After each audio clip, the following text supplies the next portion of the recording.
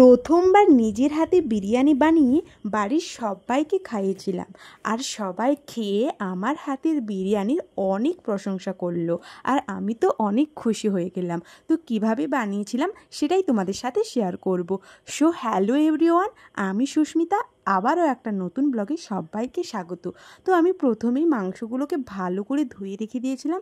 তারপর তার মধ্যে দিয়ে দিয়েছিলাম টক দই, আদা, রসুন, পেঁয়াজ পেস্ট, আর দিয়েছিলাম স্বাদ মতো লবণ, আর দিয়ে দিয়েছিলাম বিরিয়ানির মশলা। তো এটাকে আমি ভালো করে মাখিয়ে নেব। ভালো করে মাখিয়ে তারপর এটাকে আমি 1 ঘন্টার মতো রেস্টে রেখে দেব। আর এইদিকে কিন্তু আমার মধ্যে ভীষণ টেনশন কাজ করছিল, যেহেতু আমি প্রথমবার বিরিয়ানি বানাতে চলেছি, আর বাড়ির লোক কিন্তু অনেক আশায় ছিল আমার হাতে বিরিয়ানি খাবে বলে। তাই একটু ভয় কাজ করছিল যে ভালো না হলে এত টাকা দিয়ে সব জিনিস কেনা তো বেকার হয়ে যাবে, তারপর রাতে আবার সবাই কি খাবে, সবার তো মন খারাপ হয়ে যাবে, একটা ভীষণ টেনশন কাজ করছিল। যাই হোক, এইদিকে দেখো আমি কড়াইতে সরিষার তেল দিয়েছিলাম, সেটা ভালো করে গরম হয়ে যেতে কোচানো পেঁয়াজগুলো দিয়ে দিলাম। তো তোমরা বুঝতেই পেরেছো এটা কি হবে, এটা ব্রেস্তা বানাবো, যেহেতু বিরিয়ানিতে ব্রেস্তা লাগবে। তো এটা আমি একটু হালকা করে লাল লাল করে ভেজে নেব। আর দেখো এইদিকে আমার কিন্তু পেঁয়াজগুলো একটু কালচে হয়ে গিয়েছিলো, মানে একটু। আর এইদিকে দেখো আলুগুলোকে আমি ওই তেলের মধ্যেই ভেজে নিয়েছিলাম। এগুলোকে একটু লাল লাল করে ভালো করে ভেজে নেব। যেহেতু ভালো করে ভেজে নিলে তাহলে কিন্তু এগুলো ভালো সেদ্ধ হবে, যেহেতু বড় বড় আলুর টুকরো। তো আমি লাল লাল করে ভেজেই নিয়েছি, দেখতেই পেয়েছো। আর এই দিকে যে আমি চিকেনটা ভালো করে ম্যারিনেট করে রেখেছিলাম, তো সেটা আমি ওই গরম তেলের মধ্যে দিয়ে দিয়েছি। যেহেতু এতে সব মশলা দেওয়া আছে, আর কিছু দিতে হবে না, সবই ভালোভাবে মাখানো আছে। তো ওই তেলের মধ্যে এটাকে আমি ভালো করে কষিয়ে নেব। কষিয়ে নেওয়ার পর একটু জল দিয়ে দেবো, যেহেতু মশলা করতে হবে। বিরিয়ানির মধ্যে তো একটু মশলা মশলা দিলে তাহলে বিরিয়ানিটা একটু মশলা মশলা থাকবে। তো আমি এটা ভালো করে কষিয়ে নিচ্ছিলাম। আর দেখো কত সুন্দর কালার এসেছে। আর তোমরা হয়তো অনেকেই বিরিয়ানি বানাতে জানো, তারপরেও আমি তোমাদের সঙ্গে রেসিপিটা শেয়ার করছি, কারণ এখন সবাই সব কিছুই পারে, কেউ পারে না এমন নয়। আর এইসব খাবার দাবার তো এখন সবাই বানাতে পারে।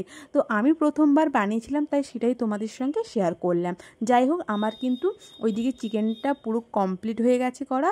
আর এই দিকে আমি গরম দুধের মধ্যে কেশর ভেজে রেখেছিলাম, আর তার মধ্যে দিয়ে দিয়েছিলাম ওই যে চিকেনের যে তেলটা মানে ভেসে উঠেছিল, ওই তেলটাই আমি ওই দুধের সঙ্গে মিশিয়ে দিলাম, যাতে কালারটা আরও ভালো আসে।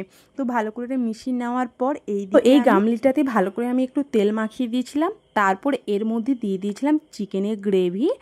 এটা দিয়ে দিলাম নিচে, যাতে চালটা মানে ভাতটা যাতে না লেগে যায়, অনেক সময় পুড়ে যায়। তো সেই জন্য গ্রেভিটা ভালো করে দিয়ে দিয়েছিলাম। আর এইদিকে আমি পরপর সাজিয়ে নিয়েছিলাম। তো তোমরা বলো কারা কারা বিরিয়ানি খেতে ভালোবাসো, অবশ্যই কমেন্ট করে জানিও।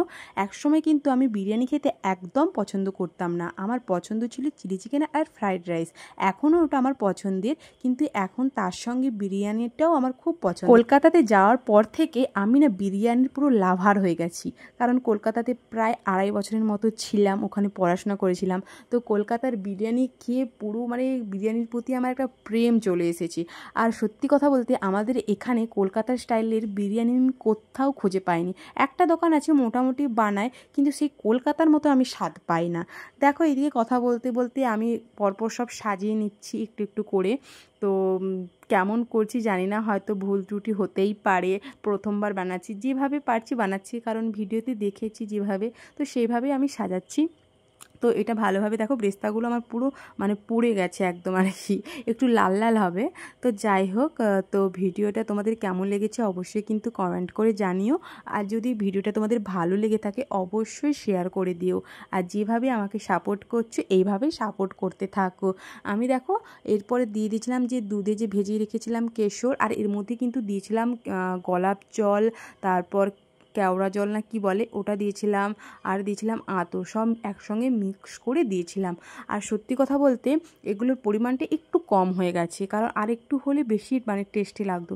আর যে তুলনায় প্রথমবার বানিয়েছি সবাই খেয়ে কিন্তু বললো যে খুব ভালোই হয়েছে, মানে মোটামুটি খেতে পেরেছে সবাই। আমি তো ভীষণ টেনশনে ছিলাম যে জানি না কি হবে, সবাই খেতে পারবে কি না, মানে শেষ পর্যন্ত আমার মধ্যে ভীষণ টেনশন কাজ করছে।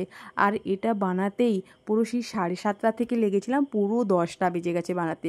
আর সবাই বাড়ির লোক তো খাওয়ার জন্য মানে অপেক্ষায় আছে কখন বিরিয়ানি বানিয়ে সবাইকে খেতে দেব। যেহেতু বাড়িতে ছোট ছোট বাচ্চা থাকে, ওদের তো ভীষণ খিদে পেয়ে যাচ্ছিলো, কারণ 10টা বেজে গেছে মানে অনেকটাই রাত হয়ে গেছে। ওদেরকে সবাইকে বললাম একটু ওয়েট করো, একটু ওয়েট করো, কারণ যতটুকু টাইম লাগবে সেইটুকু তো টাইম দিতেই হবে। তারপর আমি দমে বসিয়ে দিয়েছিলাম, দমে ছিল 10 থেকে 15 মিনিটের মতো। তো তারপর নামিয়ে দেখো বিরিয়ানিটা সার্ভ করছে আমার বর। তো সবাই তো যখন ঢাকনাটা খোলা হয় সবাই তো বলছে সেই। সো ফাইনালি আমি বিরিয়ানি নিয়ে খেতে বসে পড়েছি, সবাইকে দেওয়ার পর আমি লাস্টে বসলাম। তো বিরিয়ানিটা কেমন লেগেছে অবশ্যই কমেন্ট করে তোমরা জানিও। সবাইকে টাটা, বাই বাই, দেখা হবে নেক্সট।